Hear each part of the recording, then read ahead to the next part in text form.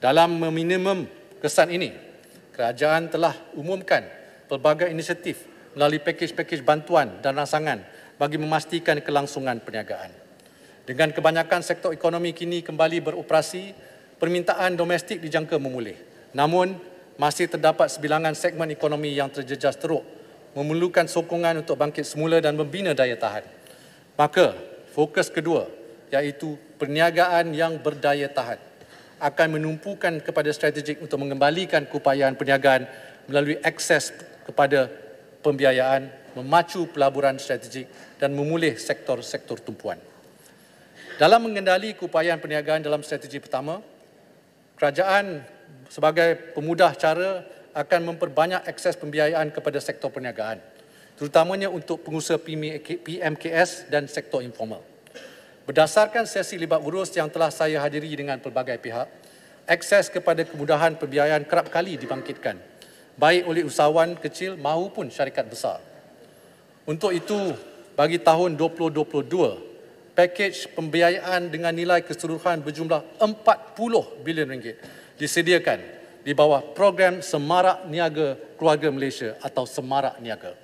Skim pembiayaan ini merangkumi pinjaman langsung, jaminan pembiayaan dan suntikan ekuiti dengan sasaran untuk memanfaatkan setiap golongan usahawan, tidak kira perusahaan mikro ataupun syarikat tersenarai awam. Tahun depan, pembiayaan kredit mikro bernilai hampir 1.8 bilion ringgit akan disediakan melalui pelbagai agensi seperti Tekun, Agrobank, BSN, Bank Rakyat dan Bank Negara Malaysia. Yang amat berhormat, Perdana Menteri peka akan perlunya akses kepada pembiayaan tanpa faedah, disediakan terutamanya bagi membantu para peniaga kecil. Dengan itu, skim pembiayaan informal dan mikro di bawah Tekun akan menawarkan pinjaman sehingga RM10,000 pada kadar faedah 0% berserta moratorium selama 12 bulan dengan keutamaan diberikan kepada peniaga sektor informal dan mikro. Selain itu, BSN dan Agrobank juga akan menawarkan pinjaman mikro sehingga RM75,000 pada kadar 0% juga untuk 6 bulan pertama serta kemudahan moratorium sehingga 6 bulan. Menyedari kepentingan sumbangan gerakan koperasi, kerajaan akan meneruskan program transformasi ekonomi gerakan koperasi atau transfer dengan peruntukan sebanyak RM10 juta bagi memulihkan aktiviti koperasi yang terjejas. Di samping itu, dana sebanyak RM30 juta akan disediakan untuk program pembiayaan intervensi pemulihan ekonomi koperasi. Pada masa sama, bagi menyokong aktiviti perniagaan oleh koperasi, program seperti penyediaan tapak perniagaan food truck di kawasan bandar utama akan dilaksanakan melalui Suruhanjaya Koperasi Malaysia.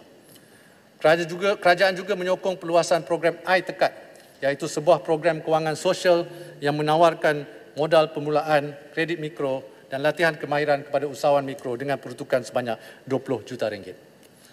Datuk Yang di-Pertua, untuk syarikat yang berdaya maju namun mempunyai kekangan mendapatkan dana baru kerana terjejas oleh situasi semasa, kerajaan dan institusi kewangan telah berangka satu pembiayaan bentuk baru yang lebih anjal bagi membolehkan syarikat mempunyai lebih keupayaan untuk memulihkan perniagaan. Satu perkembangan menarik sewaktu pandemik ini ialah peningkatan pesat dalam pembiayaan melalui kaedah equity crowd financing dan peer-to-peer financing, iaitu lebih 1.3 bilion ringgit dana diperolehi melalui kaedah-kaedah ini sejak tempoh pandemik bermula. Makanya, bentuk pembiayaan sebegini akan terus disokong dengan peruntukan RM80 juta secara geran padanan untuk Malaysia Co-Investment Fund, tambahan kepada pelaburan oleh BPMB sebanyak RM100 juta. Bagi membantu syarikat yang berdepan masalah gearing atau leverage, kaedah pendanaan bernilai RM2.1 bilion melalui pelaburan equity dan quasi-equity akan diperkenalkan. Kaedah ini akan diterajui oleh SME Bank dengan kerjasama Teraju dan BSN dengan dana bernilai RM600 juta dan terbuka kepada semua terutamanya usahawan Bumiputera. Selain itu, BPMB ataupun Bank Pembangunan akan menawarkan skim reset atau Rehabilitation and Support Through Equity, dan BNM juga menyediakan Business Recapitalisation Fund bernilai RM1 bilion untuk tujuan yang sama. Secara keseluruhan, sejumlah 14.2 bilion ringgit dana tersedia untuk PKS. Untuk kesediaan dana yang berterusan, dana khas BNM, terutamanya Targeted Relief dan Recovery Facility, telah ditingkatkan sebanyak 2 bilion ringgit dan menjadikan jumlah ketersediaan pelbagai dana PKS BNM pada masa ini sebanyak 11.2 bilion ringgit. Selain itu, institusi kewangan seperti SME Bank, PUNB, BPMB, Agrobank, MNDF dan MARA turut menyediakan dana untuk PKS. Satu inisiatif khusus untuk membantu syarikat tersenarai di bursa juga akan diperkenalkan. Inisiatif ini bertujuan membantu syarikat berdaya maju tetapi terkesan akibat pandemik COVID-19 mendapat suntikan dana tambahan melalui sebuah SPV milik kerajaan dalam bentuk instrumen equity atau instrumen lain yang berkaitan. Untuk tujuan ini, Khazanah Nasional Berhad akan diberi mandat bagi membantu kerajaan menyediakan infrastruktur untuk mentadbir dana bersaiz sekurang-kurangnya 3 bilion ringgit.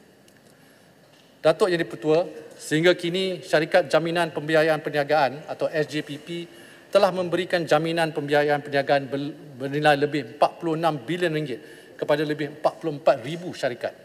Ia telah membantu memudahkan PKS mendapat pembiayaan terutamanya dalam tempoh sukar ini. Lantaran itu, SJPP akan ditambah baik dengan menyediakan jaminan untuk pembiayaan yang dijadual dan distruktur semula dengan tambahan had jaminan sebanyak 10 bilion ringgit, termasuk 2 bilion ringgit dikhaskan untuk Bumiputera. Ini akan membantu syarikat mendapatkan pembiayaan baru yang sebelum ini sukar diperolehi.